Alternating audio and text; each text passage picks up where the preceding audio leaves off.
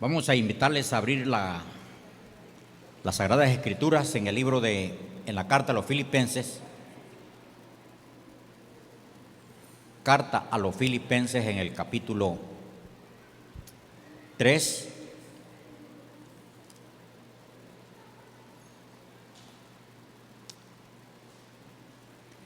Vamos a leer versículo 13, 14.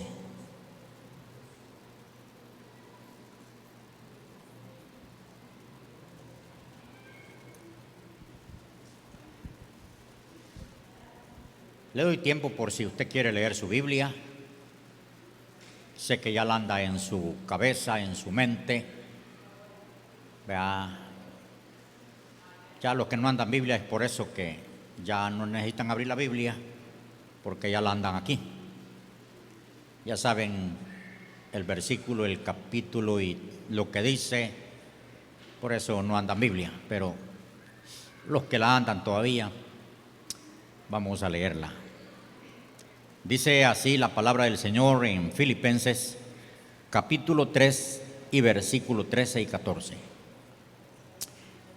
Dice la letra: hermanos, yo mismo no pretendo haberlo ya alcanzado, pero una cosa hago, olvidando ciertamente lo que queda atrás y extendiéndome a lo que está delante. Prosigo a la meta, al premio del supremo llamamiento de Dios en Cristo Jesús. Voy a leer el 16. Pero en aquello a que hemos llegado, sigamos una misma regla, sintamos una misma cosa. Oramos. Señor, doy gracias, Señor, por leer tu palabra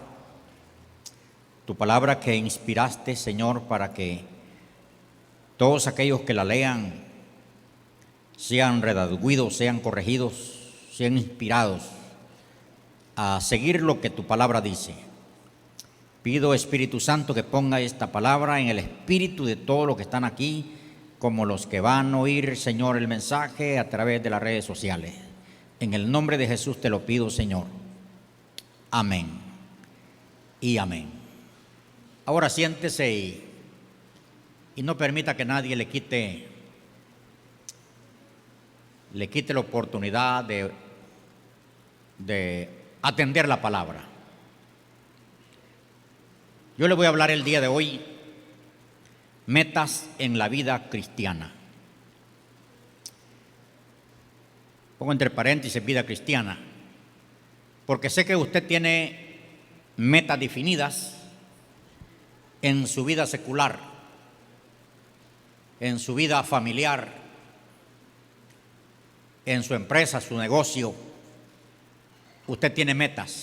Sé que ya se pusieron metas a alcanzar. Sé que hay también metas a corto plazo y hay metas a largo plazo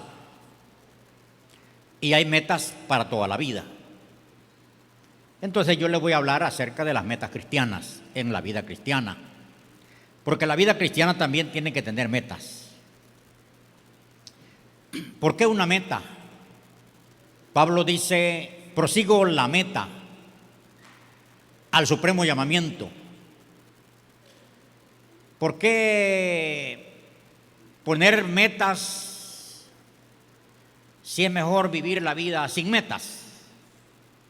Lo que salga mañana, lo que salga esta semana. Puede hacer que la meta lo marque. Entonces, ¿por qué la meta? ¿Por qué poner metas en la vida cristiana?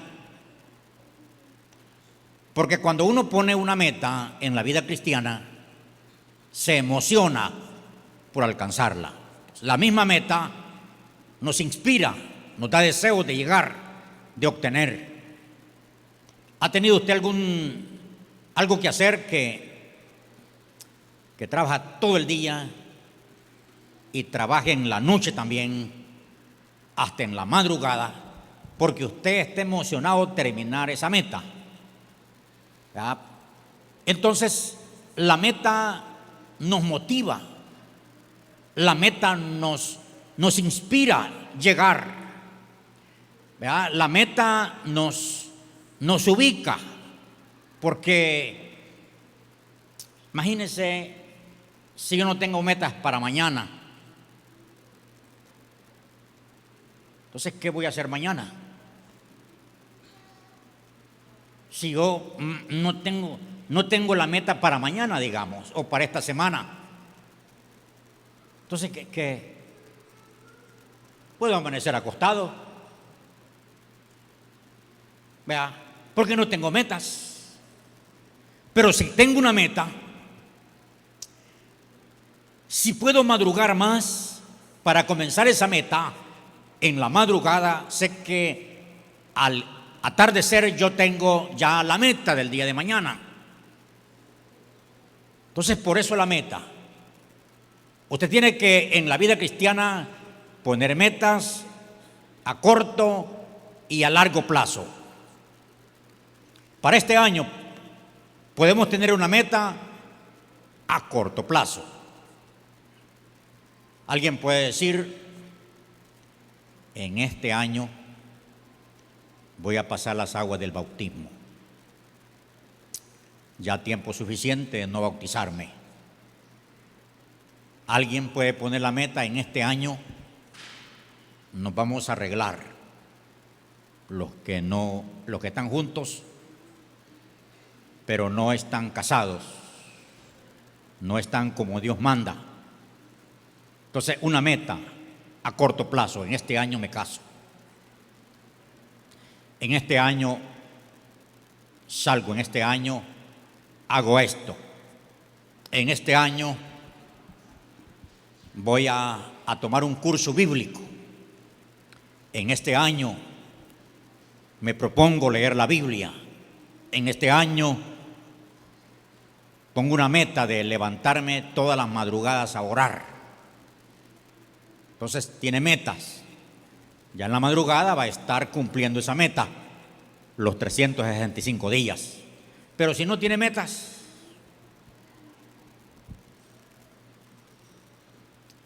piense cuánta gente no tiene metas. Y como no tiene metas, a nada llega. Por eso son necesarias las metas en la vida cristiana.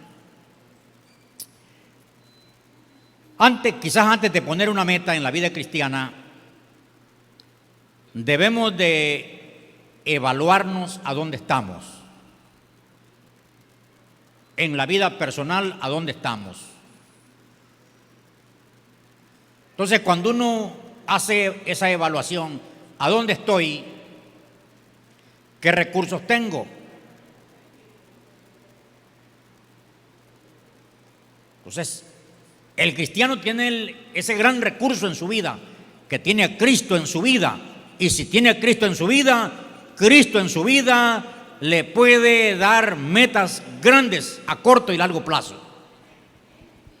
Porque ya tenemos a Cristo que nos fortalece. Si un ujier me ayuda que pare ese mover ahí atrás que me perturba, pues ese caminar de gente atrás. ¿Verdad? Entonces decía que evaluemos de dónde comenzamos.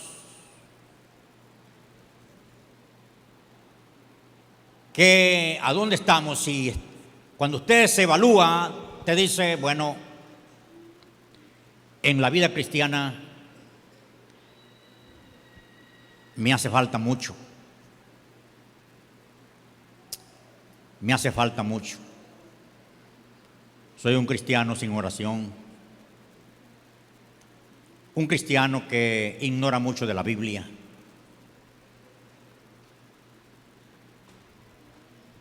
Pero tengo el recurso que sé leer.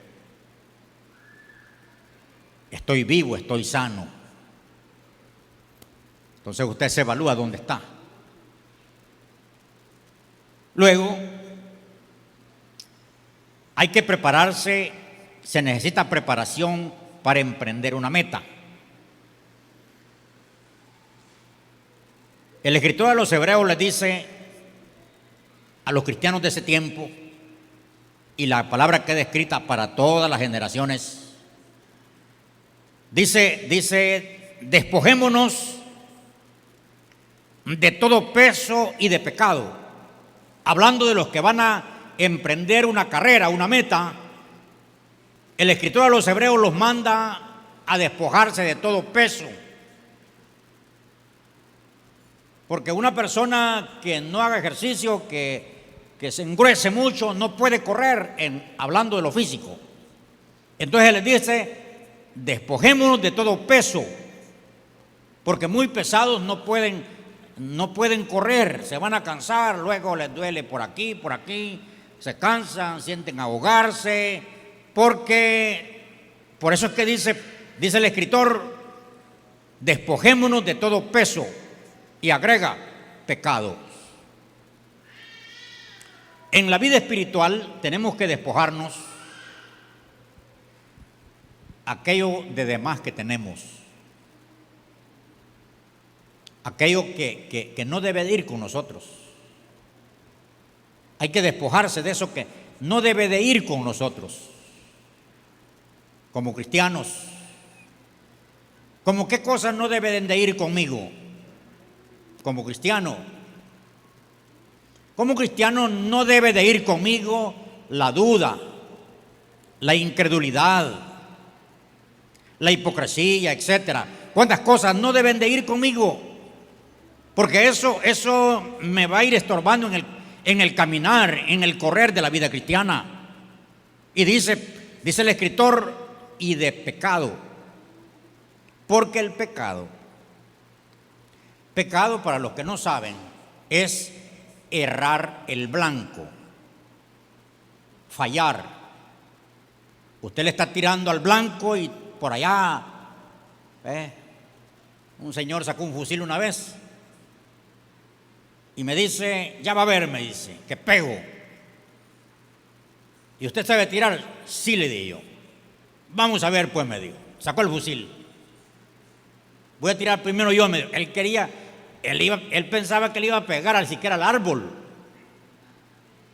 Ni a las ramas le pegó, ni a las hojas. Ahí le dije, ¿dónde pegó el balazo? No, me dijo, no le pegué. Pues a ver, yo le dije, yo le pegué por lo menos al árbol. Entonces, así pasa. Pecar es cerrar al blanco.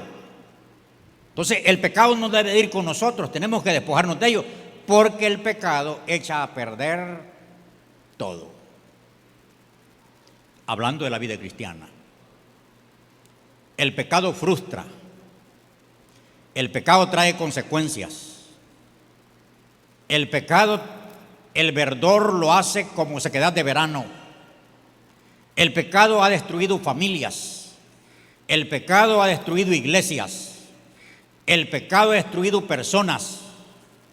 Por eso dice el escritor a los Hebreos que nos despojemos de todo peso y de pecado. Usted no puede ser cristiano pecando o viviendo en ese pecado, porque ese pecado le trae baja autoestima, ese pecado le trae frustración. Cuando viene la palabra, dice, por mí lo dijeron, por mí lo dijo el pastor, ese que predicó por mí lo dijo. Es que el pecado es como una espinita, ¿va? ¿Se ha fijado usted cuando anda algo lastimado, que todo pega ahí? ¿Y por qué en la otra parte del cuerpo no? Pues así es el pecado en la vida. Cualquier predicación, lo dijeron por mí, me lastimaron. Esperaron que yo llegara para decírmelo. ¿Por qué no me lo dijeron a solas? No, si aquí es el Señor. Aquí uno no dice quién va a venir y quién no va a venir. Uno prepara la palabra en la semana anterior, y allí pues el que venga dispuesto a oír la palabra de Dios. Y la palabra de Dios le corrige, redarguye y lo inspira. Entonces hay que despojarnos del peso y del pecado. Una vez David cometió un pecado. Bueno, en uno varios. No fue a la guerra David y se quedó en la casa. Y el pecado se le mostró a David. Y David cayó en el pecado. Engendró pecado. Nació un niño. Y David amaba tanto a ese niño. Lo amaba mucho. Pero dice la palabra que el niño enfermó y murió.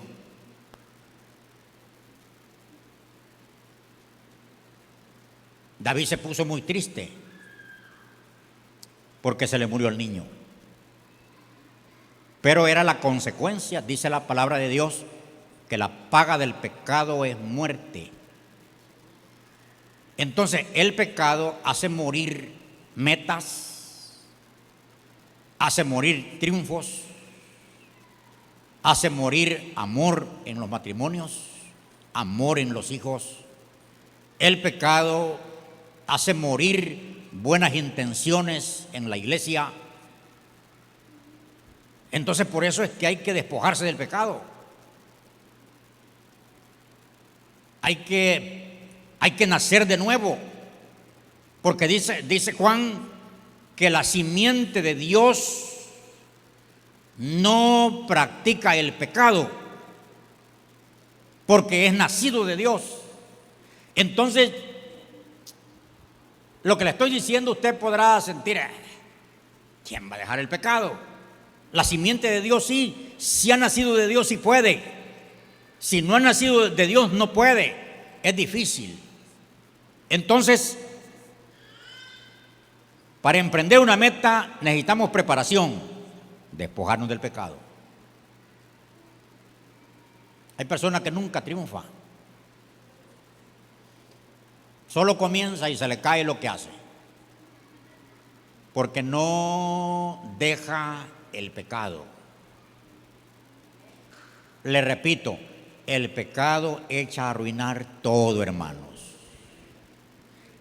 Si usted está en pecado y va a orar, usted se acuerda que está en pecado. Y que la Biblia dice que Dios no oye a los pecadores. Entonces dice, entonces no oro. Si usted se acuerda que está en pecado, ¿para qué me voy a congregar? Si por nada, mejor no. Entonces el pecado le frustra las metas. Por eso hay que despojarse del pecado. Y se puede, porque Dios no va a prohibir algo que usted no lo pueda hacer. Él dice que no pone cargas que usted no puede llevar. Entonces, por decir algo, si usted está en fornicación, vaya al matrimonio, haga morir la fornicación. Si está en adulterio, que tiene 2 esposas, 3 esposas o 2, 3 esposos, tiene que dejar 1, 2 y quedarse con una persona. Para ir dejando el pecado. Bueno, etcétera. Yo puedo seguir diciendo más lo que tiene que ver con el pecado. Entonces, preparación. Luego dice aquí Pablo, olvidando lo que queda atrás, olvidando el pasado. La palabra de Dios dice que no traigamos a memoria las cosas pasadas. Porque si yo me acuerdo de todo lo pasado, de todo lo que hice, de aquello malo que ya el Señor me lo perdonó, y su palabra dice que Él ha tirado tras sus espaldas nuestros antiguos pecados. Entonces, si yo traigo a memoria todo lo pasado, eso no me deja avanzar. Por eso Pablo dice, olvidando lo que queda atrás. ¿Qué hay que olvidar de lo que queda atrás? De los fracasos. Fracasó el año pasado en el intento. Eso hay que dejarlo atrás. Un mal recuerdo, déjelo atrás. El domingo un hermano pasó a pedirme disculpa porque me ofendió, pero yo no sabía, no me acuerdo. Entonces yo estaba tranquilo. ¿Vea? Entonces trate de olvidar aquello que le va estorbando. Trate de dejar atrás, soltar, tirar las piedras que usted no puede llevar, porque usted quizás vaya cargando con su fracaso, porque el enemigo siempre sale a mencionárselo. Mira, fallaste, ve, ya que no se puede, fallaste, fracasaste, ve. Entonces el enemigo es el acusador que nos saca al frente los fracasos, aquellas partes que no cumplimos. Entonces Pablo dice que hay que dejarlo atrás. Dejemos atrás los errores. ¿Quién cometió errores el año pasado? Todos, va. Pues todos ustedes tienen que pasar a reconciliarse.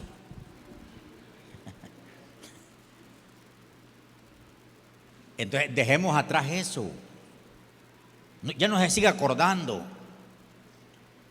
Para que usted pueda poner una meta y llegar allí, tiene que olvidar el pasado, porque si usted lo va llevando ahí, eso es difícil. En el pasado puede estar un pecado inconfeso. Aquel pecado inconfeso que se está tratando de ocultar. No, mejor confiéselo. Dice el proverbio que el que encubre su pecado no prospera, pero aquel que lo confiesa y se aparta del pecado prospera. Entonces hay que confesar el pecado. Hay que decirle: Señor, yo me tengo una cosita guardada ahí y nadie lo sabe, Señor, solo tú y yo. Y dígale: Señor, te pido perdón por este pecado. Lo confieso. Confieso mi hipocresía, aparentar lo que no soy. Y ahí usted está borrando con su confesión, encontrando el perdón con su confesión. Entonces tiene que aprender eso usted, a confesar los pecados. Sincérese con usted mismo, porque aquel que trata de encubrir su pecado no es sincero consigo mismo. En la mañana usted diga: Señor, yo me reconcilio contigo. Fallé, pensé mal, quise hacer mal, ya no quiero seguir con esto. Luego, hablando acerca de la meta en la vida cristiana, hacer correcciones. Nosotros tenemos que hacer correcciones en aquello que emprendimos. Vaya, lo emprendimos en enero del año pasado, emprendimos una meta. A medio andar lo dejamos. Entonces tenemos que corregir eso, de comenzar las cosas y no finalizarlas. Encuentra un trabajo, solo va una semana y abandona el trabajo, o queda mal en el trabajo, haga corrección. Hace un negocio, a mitad camino desdice la palabra, corrija eso. En la vida cristiana, corrija lo que hay que corregir. Supongamos de que el día domingo a las 9, después de las 9, usted se pone a hacer las cosas del hogar, a hacer negocio, a buscar qué hacer. El domingo, corrija eso. Usted puede hacer lo que tenía que hacer de 10 a 12 en otra hora. La puede hacer en la madrugada, la puede hacer en la noche. Corrija esa deficiencia que tiene, que a la hora del culto busca qué hacer. No pude venir al culto, menos ¿por qué? Estaba lavando, dicen las hermanas.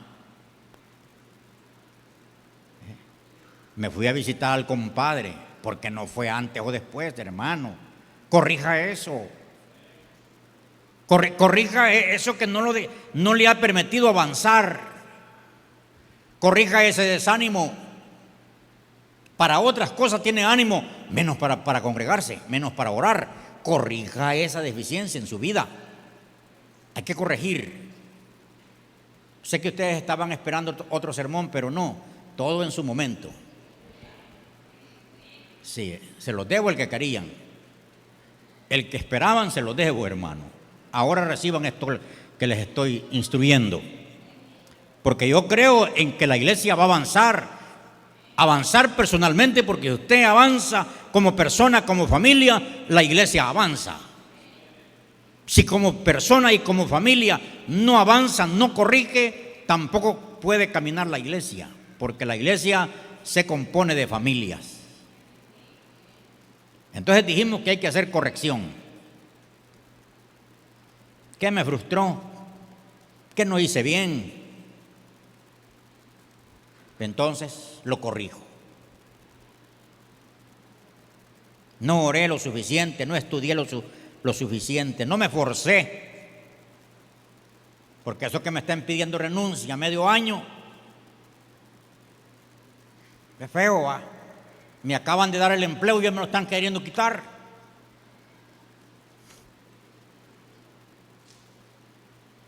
Logré ingresar a la universidad y no adelanto, solo un 2 saco, un 3. Falta de estudio, falta de concentración. Hay que apartar un poquito lo del Facebook para dedicarse más a lo que me he puesto a hacer. Luego hay que correr, acción. Dice Pablo,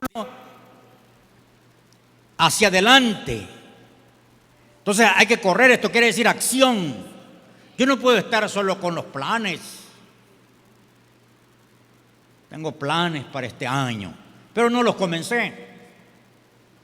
Tengo escrito ahí lo que voy a hacer, pero no comencé. Hay que correr, hay que accionar. Dios obra en la acción de su pueblo. En la Biblia se ve como Dios les dijo, hagan esto, lo hicieron y fluía el milagro. Hagan este otro, comenzaron, fluía el milagro. Así obra Dios. Pero si usted tiene allí solo escrito los planes, pero no acciona, no funciona. Hay que ir adelante. Hay que ver el futuro con fe. Las noticias, la gente, a donde quiera que usted va, solo está oyendo y viendo lo negativo. Que viene una tercera guerra mundial, que aquí, que allá, y que no sé cuánto, vea, y la gente está viendo lo negativo. Pero yo creo diferente, fíjese. Yo creo que para el mundo sí le espera cosas difíciles para el mundo, pero para el pueblo de Dios en ese momento difícil es donde Dios se va a glorificar. Es ahí donde Dios va a decir, yo soy su Dios. Pero si yo agarro lo que el mundo dice vaya, cuando íbamos a ir a Israel este año pasado, alguien me dijo a mí, ¿Y para qué van a ir a Israel y que no esté en guerra Israel? Eso está peligrosísimo. ¿Cómo se les ocurre ir al lugar donde están en guerra? Y yo le pregunto al guía que nos andaba, le digo, dígame algo, y las guerras que se ven en las noticias allá en nuestra tierra, pues fíjese, me dijo que esos son montajes para hacernos daño. Pero aquí se va a dar cuenta usted, pregúntele a quien quiera, aquí no hay guerra.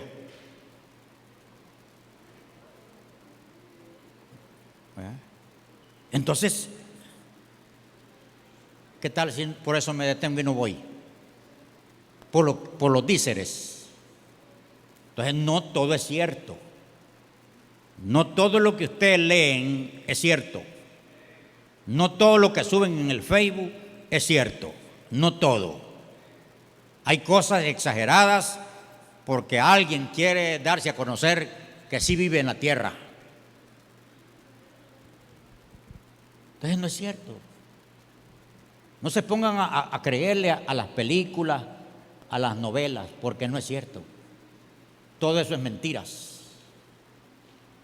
Una hermana era novelera, y todos los días estaba allí a la 1 viendo la novela.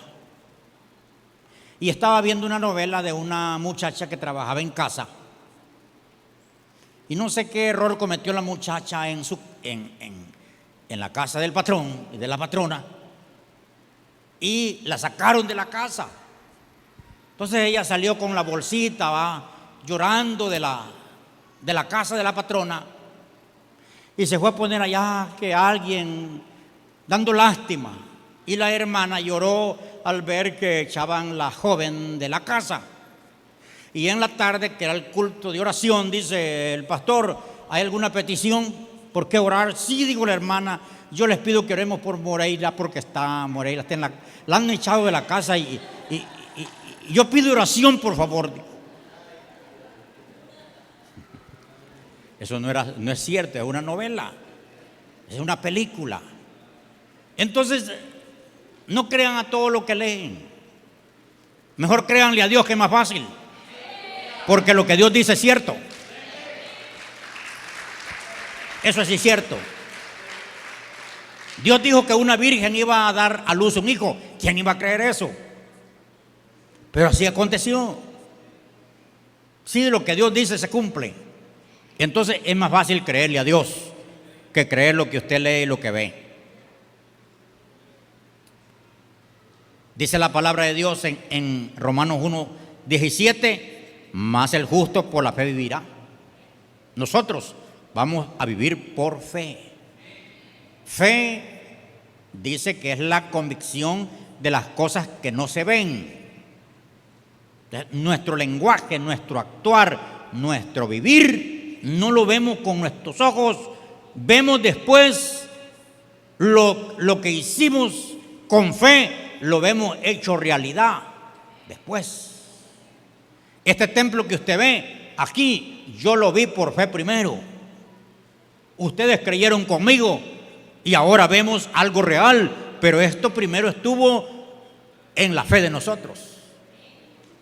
Y así como esto, lo demás, hermano, su vida tiene que ser vida de fe, acción hacia adelante con fe.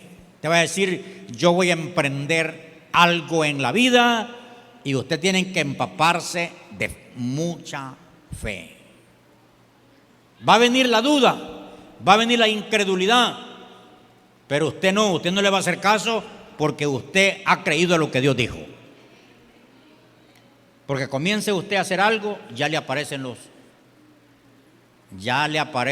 la duda incorporada en cuerpos. Y a veces hasta en hermanos de la misma iglesia. Allí viene la duda con zapatos y ropa, mire, a hablar y habla. No se puede, hermano. No abramos esta célula porque no van a venir, hermano. Hablando la duda, Pero alguien abre la célula, la reunión en casa, creyendo que las almas van a venir y vienen. ¿Por quién? Por la fe de la persona. Entonces, el justo dice que vive por fe. Luego, hay que enfrentar los obstáculos, enfrentar y vencer todos los obstáculos que se presentan cuando usted tiene una meta. Se presentan obstáculos. Y esos obstáculos hay que enfrentarlos. Usted no los puede evadir. Usted tiene que vencer esos obstáculos. ¿Verdad que se presentan obstáculos? Esos obstáculos lo que quieren es que usted no avance, que usted se frustre, que usted se quede. ¿A cuánta gente se le presentan obstáculos en la vida cristiana? Muchos obstáculos en la vida cristiana. Entonces lo que la persona hace es desistir. Desistir. Pero usted tiene que enfrentarlos y vencerlos. Todos aquellos lo que uno lee en la Biblia de hombres y mujeres que tuvieron victorias en la vida, enfrentaron obstáculos y los vencieron. Entre más grande sea el gigante al cual usted se enfrente, más grande es la victoria. Si el gigante es pequeño, pequeño es el éxito. Entonces, usted va a encontrar en el camino de la vida cristiana, en esta meta, se va a encontrar con obstáculos. Yo recuerdo cuando yo comenzaba mi vida cristiana, me gané un amigo mío, un señor. Íbamos al culto y veníamos juntos. Y él me dice: yo es la última vez que vengo contigo, me dijo. Ya voy a dejar esto, no me gusta, me dijo.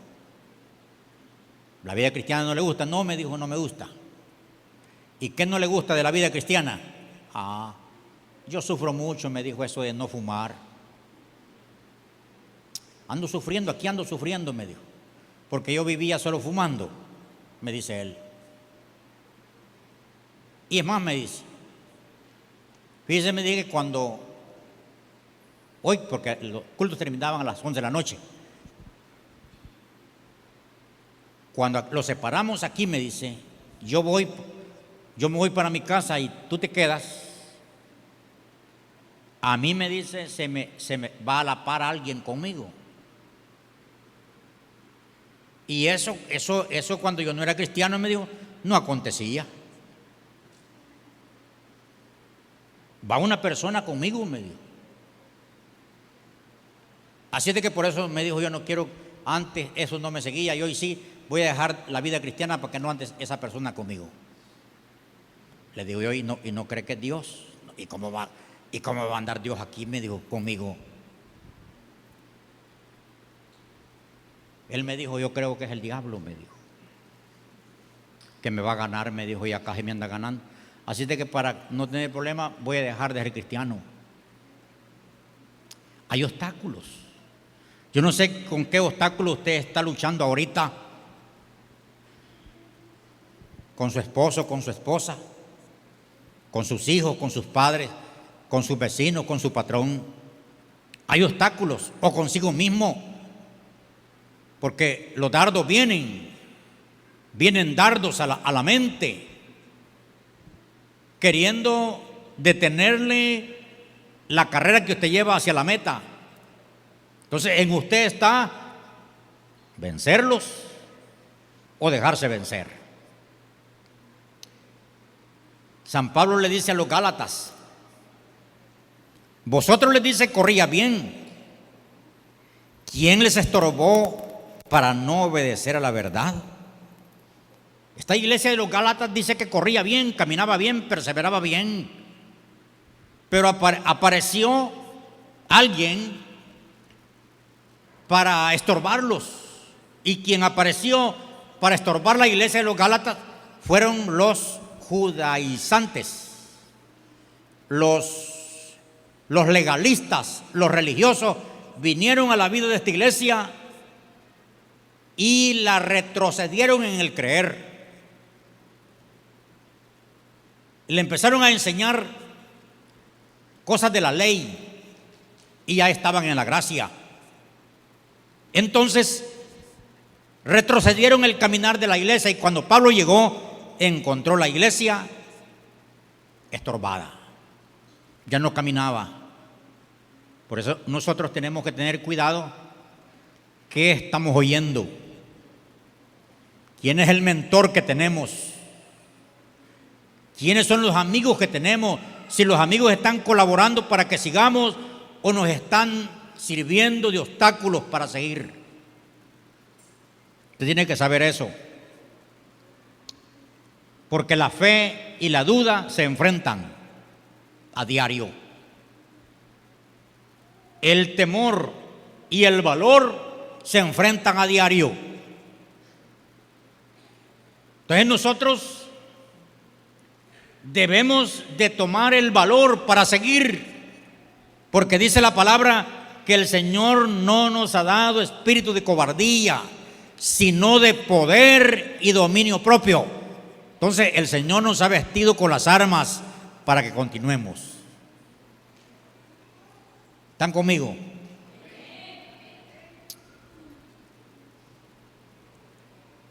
Ya voy a ir finalizando para dejarles dormir tranquilo. Procurar llegar, hermanos. Procurar llegar a la meta.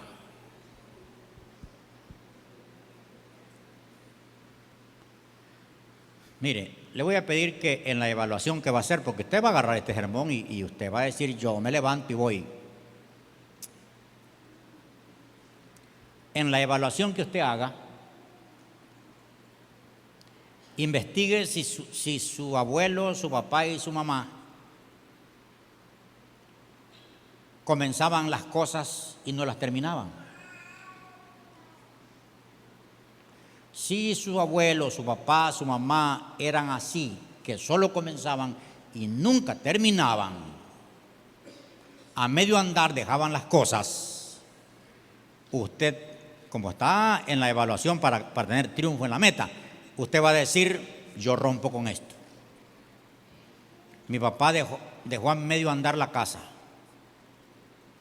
dejó a medio andar el matrimonio, dejó a medio andar el estudio de mis hermanos o mis hermanas. Usted tiene que romper con esa maldición heredada para lo que comience, lo termine, llegue hasta la meta. Porque el paso a dar es llegar. Usted tiene que llegar, usted no ande solo comenzando. Y ya cuando ve difícil, no, desiste. Hay quien a medio andar tiene la casa. ¿Por qué no la terminaron? Porque ya es una costumbre. Hay que terminar lo que comenzamos. En la vida espiritual, hermano, quítele retroceso a este carro. El carro en el cual vamos nosotros no debería de tener retroceso. Solo para adelante. Dígale eso, hermano, que tiene. Quitémosle el retroceso al carro que vamos.